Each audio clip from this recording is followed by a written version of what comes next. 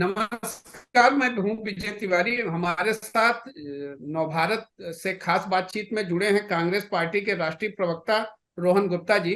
इनसे जानने की कोशिश करते हैं कि एग्जिट पोल के जो नतीजे आए हैं उससे कांग्रेस कितनी संतुष्ट दिख रही है और क्या संभावनाएं हैं कि कितने कन्वर्ट होंगे नतीजों में एग्जिट पोल के ये जो संकेत हैं।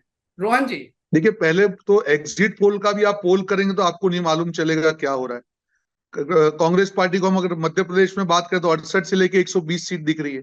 तो मुझे लगता है कि इस बार हमको वेट करना चाहिए। जनता का जो मूड है, हमने पिछले कई चुनाव देखे हैं विजय जी, जब जनता क्लियर कट मैंडेट देती है, राइट, कोई कंफ्यूज्ड मैंडेट नहीं होता है जनता का।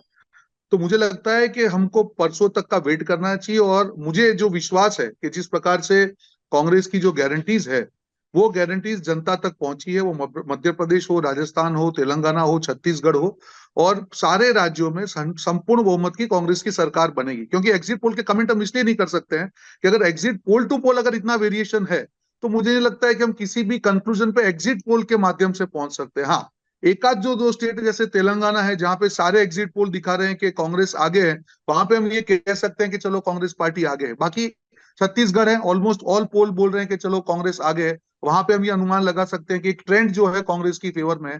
मैं हमेशा मानता हूं कि एग्जिट पोल आपको ट्रेंड दिखा सकते हैं, नंबर के मामले में एग्जिट पोल पे आप भरोसा नहीं कर सकते हैं। बाकी दोनों स्टेट में आधे पोल ये दिखा रहे हैं, आधे पोल ये दिखा रहे हैं। तो मुझे लगता है कि ये वाली जो डिबेट है वो 3 तारीख के बाद होगी, तो ही सार्थक होगी, हम कुछ उसका निष्कर्ष निकाल पाएंगे।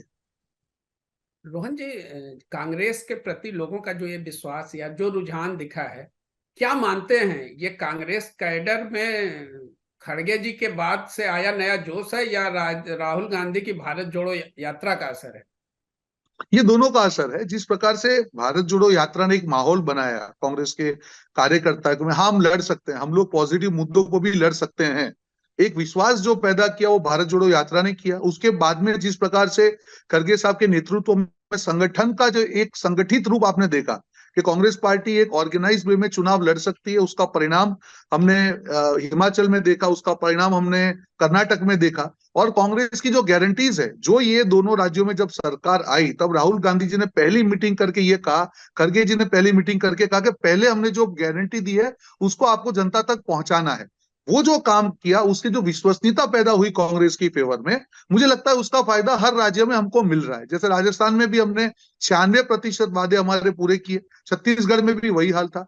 तो मुद्दों की लड़ाई थी, एक बाजू हमारी गारंटी थी और दूसरी बाजू भारत भाजपा का कम्युनल एजेंडा था हमेशा, जिसके सहारे उनको लगता है कि वो जीत जाएंगे। तो ये लड़ाई दिलचस्प रही और मुझे लगता है कि कहीं ना कहीं कांग्रेस के मुद्दे भाजपा की नफरत की राजनीति में भारी पड़ेंगे। ये मानते हैं कि धर्म नफरत और उसकी राजनीति जो है कांग्रेस के गारंटी को लोग पसंद कर रहे हैं और नफरत और धर्म की राजनीति को नकार रहे हैं पूरे देश में। ये माहौल पूरे नीचे देश से में ऊपर और ऊपर से नीचे सब जगह। देखिए, ये लोग जनता समझने लगी है कि हमारा सिर्फ दुरुपयोग हो रहा है। देखिए, धर्म आस्था का विषय है। धर्म के नाम पे वोट वही लोग मांगते हैं जो काम नहीं कर पाते हैं। सरकार किस लिए चुनी जाती है, मुझे एक चीज बताइए विजय जी, काम करने के लिए चुनी जाती है। जनता को किए गए वादे पूरे करने के लिए चुनी जाती है। जनता के जो माहौल है उनका जीवन बदलने के लिए किए जाती है, उनकी बेहतरी के लिए किया जाता है। और जब आप चुनाव करते हैं ना, हिंदू पहले भी खतरे में था, ना हिंदू आज भी खतरे में। सिर्फ भाजपा की जब सत्ता खतरे में आती है तब हिंदू खतरे में आ जाता है। तो जनता ये चीज समझ चुकी है कि उनका उनकी भावनाओं का दुरुपयोग भाजपा जो अपने वोट बैंक के लिए कर रही है। और जब ये जनता ये चीज समझ चुकी है, तो जब कांग्रेस गारंटी दे रही है, देखिए एक चीज होता है जनता का समझना, पर कांग्रेस को एक विकल्प, जनता को विकल्प भी चाहिए कि क्या है विकल्प। तो विकल्प के तौर पर कांग्रेस एक रॉबस्ट सरकार जो अपनी गारंटीज को टाइम बाउंड मैनर में पूरा करे, वो एक विकल्प दे रही है, इसलिए कांग्रेस पार्टी आगे बढ़ रही है। अयोध्या का मामला एक महत्वपूर्ण माना जा रहा है और ये माना जाता था कि अयोध्या का मंदिर जब राम का तैयार होगा तो भाजपा इसे भुनाने की कोशिश करेगी। इसी दौरान तैयारियों के बीच में ये चुनाव आए हैं। तो क्या लगता है कि जो सत्ता का सेमीफाइनल माना जाता था 2024 का, ये 5 राज्यों का चुनाव, उसमें भाजपा की उस नीति को भी फेल कर दिया है और अयोध्या का मामला भी चलने वाला नहीं है, न इसमें चला न आगे 2024 में चलेगा? मैंने जैसे पहले कहा विजय जी, अयोध्या का मामला धर्म की जो है वो आस्था का विषय है। उसमें राजनीति आप एक बार कर सकते हो, 2 बार कर सकते हो, हर बार नहीं कर सकते। आपने किया, राम मंदिर की बात आप कर रहे हैं, पर साथ में आप गवर्नेंस की तो बात कीजिए। अगर आप मध्य प्रदेश में, तो आपको जनता को रिपोर्ट कार्ड देना होगा कि आपने जो वादे किए थे वो धरातल पे पूरे हुए कि नहीं हुए। सिर्फ आप हवा में बातें करने से वोट नहीं पा सकते। जनता बदल रही है, देश का मूड बदल रहा है। धर्म एक आस्था का विषय है, उसका रिस्पेक्ट सबको करना चाहिए, पर इसका मतलब ये नहीं है कि आप सरकार में हो और आप करप्शन करे जाए, आपके वादे पूरे हो, आप नफरत की राजनीति करें। जनता ये दोनों चीजों में डिफरेंस समझ रही है। तो जब धर्म की जब बात आती है, तो भाजपा ये मानेगी कि नहीं, हम लोग काम नहीं करेंगे, भ्रष्टाचार करेंगे और कुछ भी करेंगे और हिंदू मुसलमान के नाम पे चुनाव जीत जाएंगे, ये नहीं होगा। ये परिवर्तन आ रहा है। यही प्रकार की राजनीति उन्होंने, आप देखिए कि कर्नाटक में उन्होंने बजरंग बली वाली बात की, वहां पे हिमाचल में भी उन्होंने बात की, फेल हो गए, बुरी तरह से फेल हो गए, क्योंकि जनता अब दिमाग से सोच के वोट दे रही है। जनता समझ रही है कि मेरी बेहतरी किसमें है, मुझे किस सरकार से फायदा होगा, जनता सिर्फ उसके साथ जाएगी। भूपेश बघेल जी का काम, गहलोत जी का काम और रेवंत रेड्डी का नेतृत्व, क्या मानते हैं ये भी तीन महत्वपूर्ण फैक्टर हैं कांग्रेस में जोश भरने के लिए? आप कमलनाथ जी को क्यों भूल गए? कमलनाथ जी भी बिल्कुल तरीके से जो मध्य प्रदेश की जनता है, उनकी जो भावना है उस कमलनाथ जी के साथ है। और ये जितना, देखिए, मैं एक और दिलचस्प चीज हमेशा डिबेट में कहता हूं, जैसे आपने हमारे 4 नेताओं के नाम लिए जो नेतृत्व स्थानिक लेवल पे कांग्रेस पार्टी ने डेवलप किया। बीजेपी क्या करती जा रही है? बीजेपी स्थानिक नेतृत्व को खत्म कर रही है। जहां पे भी उनके मजबूत नेता है, मैं आपको एक एग्जांपल दे रहा हूं, कर्नाटक में येदुरप्पा उनके एक मजबूत नेता थे, उन्होंने उनको खत्म किया।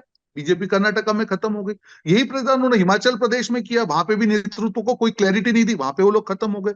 यही काम राजस्थान में कर रहे हैं, जहां उनके कदावर नेता है वसुंधरा जी, उनको कट्टू साइज करने का ट्राई किया, वहां उनको खामियाजा भुगतना पड़ेगा। मध्य प्रदेश में शिवराज चौहान जी है, उनको उन्होंने कट्टू साइज किया, रमन सिंह को कट्टू साइज किया।